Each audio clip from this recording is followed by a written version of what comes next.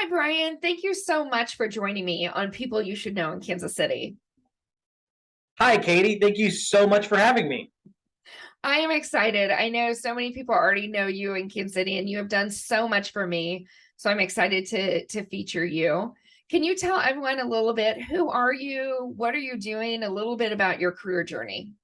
For sure, for sure. Well, like I said, thanks for having me on. I don't know how I got lucky enough to be counted in the same realms as people like Katie Lord and Jenna Scott, but I'll try to keep everything on point with them. I'm born and raised here in Kansas City. I'm the oldest of seven kids, so got to start my working career young. My uncle owned his own construction company. I started working for him when I was 12 years old. And if you wanted something, my parents said, go get it. So that's what I've basically done. Did some stints in the service industry and retail. I was a manager for Best Buy. Got my first, I would say, big boy job in my early 20s as an insurance salesperson. Large insurance company, did really well there. And my resume is pretty long, and I had a lot of overlapping jobs, but I really love learning new things. I love walking a mile in another person's shoes. So I try to read, I try to learn as much as I can, even if it's not in my purview or my actual job description.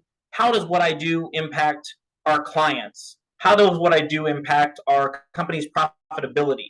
What do I do that impacts my internal customers, downstream or upstream from me, and how can I do those things better?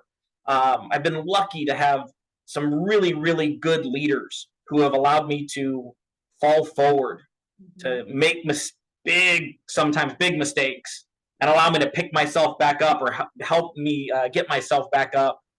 So I try to do that same thing for the people that are entrusted to me. Currently, I'm the Vice President of Business Banking for Bank Midwest. I'm stationed in their Olathe location right off Santa Fe, but I do business banking all over the city. I just find ways to try to help out clients and non-clients of myself in the bank, try to be a good connector, a creative problem solver. And if I don't have what you're looking for, I'm trying to get people connected to the right venues or the right people to make their dreams come true or make their business successful. So that's me in a nutshell. Yeah, I love it. And you are such a good connector. Our friend Jenna Scott connected us. Yep. And then there is not time that I don't spend with you that you're like, you need to know this person. Here you go. Let's have coffee. Let's make connections. Yeah, absolutely. I'm one of those people. Kansas City is a big town, and there's a lot of really well-known, well-established business leaders, personal leaders, social justice leaders. But there's a lot that aren't noticed, that aren't, don't have the accolades or the loud trumpets blowing. So I'm really glad you're doing this series here to help highlight some of those people that are doing magnificent things for businesses and our community, that maybe not as well recognized as some others. Yeah, yeah. Well, I appreciate it, and I'm excited about this. So, in Catalyst development and in all of the development that we do, we talk about the different stages and levels of career.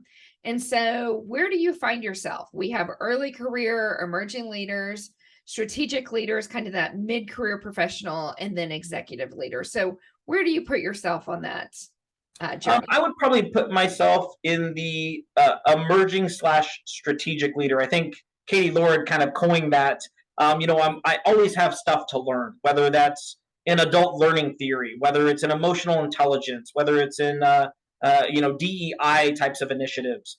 So I think that I have a lot of experience and a lot of depth when it comes to different both personal and professional experiences that have helped me grow.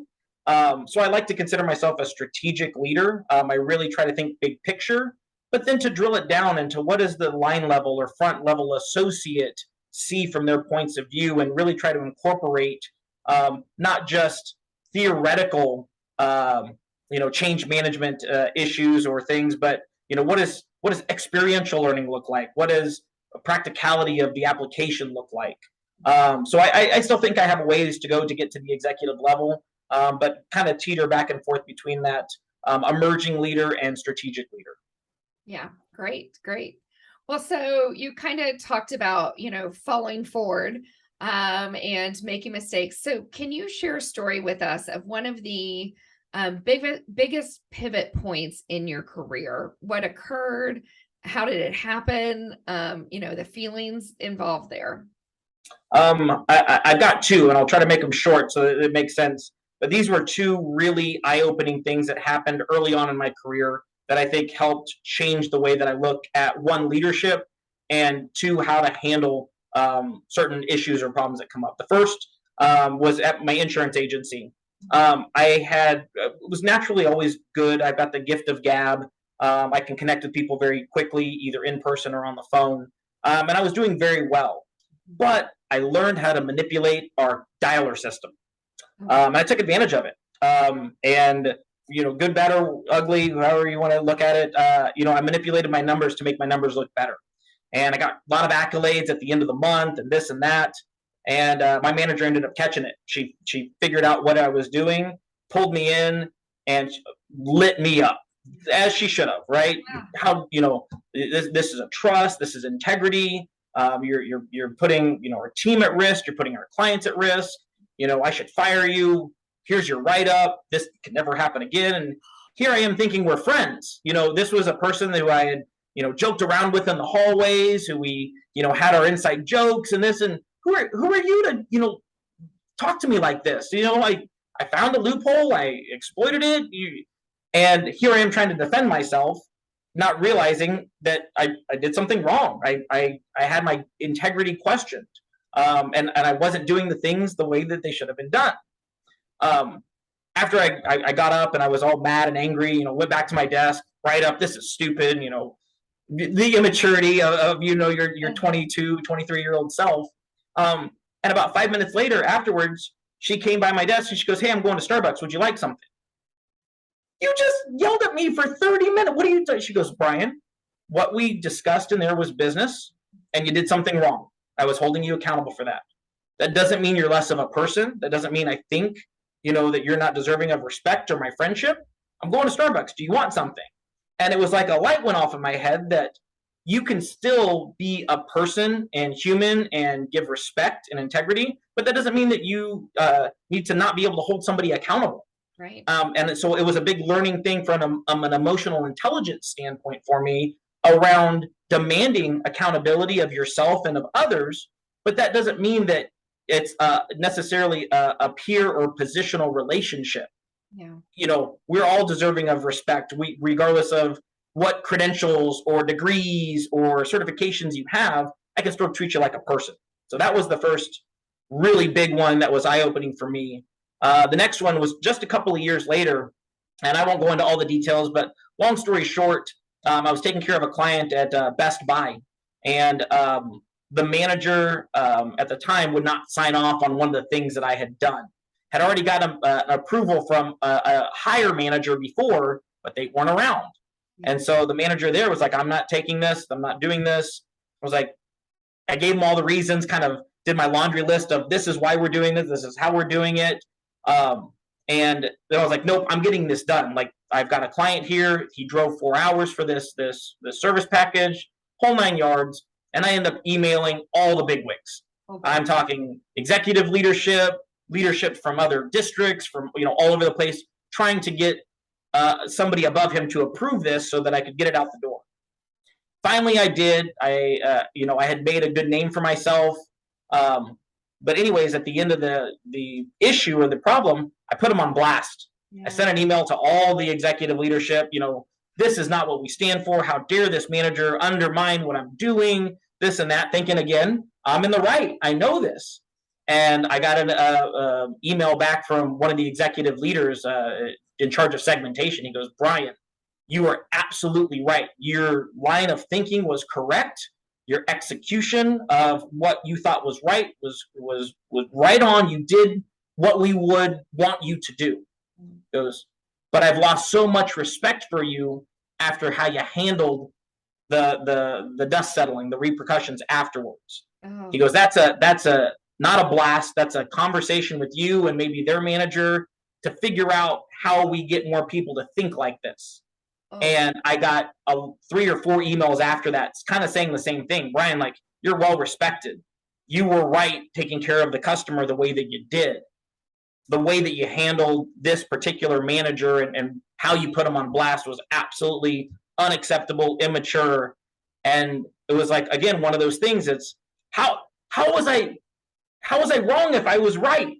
And I had to kind of dial that back. And again, in my coaching now, I try to help people realize, I think it was Socrates or Aristotle that was going through like the questions you should ask yourself before you kind of open your mouth. Is it true? Is it helpful? Those types of filters before you just go out and do something like that. So those were 2 real pivotal points in my early career that I got really constructive and good feedback from good leaders, and allowed me to kind of reshape the way that I should handle some tough situations early on. Yeah. Oh, wow. That hurts me because I think we've all made those similar type mistakes in our career. So we just have a few minutes left, but I can't let you go without asking my favorite question. What is your leadership superpower? I would say probably the ability to connect. I really try to look at things from the other person's point of view. I think so much today in our society we get so polarized and so set in our ways that we don't see the inherent good. I don't think anybody wakes up and goes, "How can I make your job more difficult?" or "What can I do to get in your way?" At least most people don't. So I always try to look, if somebody's telling me something, I need to be humble enough in my leadership to say, what is good, or what can I change, or how can I impact the perception that people have on this situation, the way that I'm presenting this. So I really like to connect with other people and really look at things from their point of view, not just from mine. I love that. I love that. Well, and I appreciate you so much. Thank you you inspire me, and you're always so generous in sharing your time and your talents and your network. So I really appreciate everything that you've done for me and for the rest of the people in Kansas City. I'll give that right back to you, Katie. Thank you so much for, one, having me on, but 2, just for empowering us as leaders, asking the tough questions, doing things from a academic side, but an experiential side. So thank you for what you and Catalyst is doing. I'm excited to see you just grow and blossom and take over Kansas City. Make us better leaders. Yes, please. Yes. All right. Well, thank you everyone for watching this episode.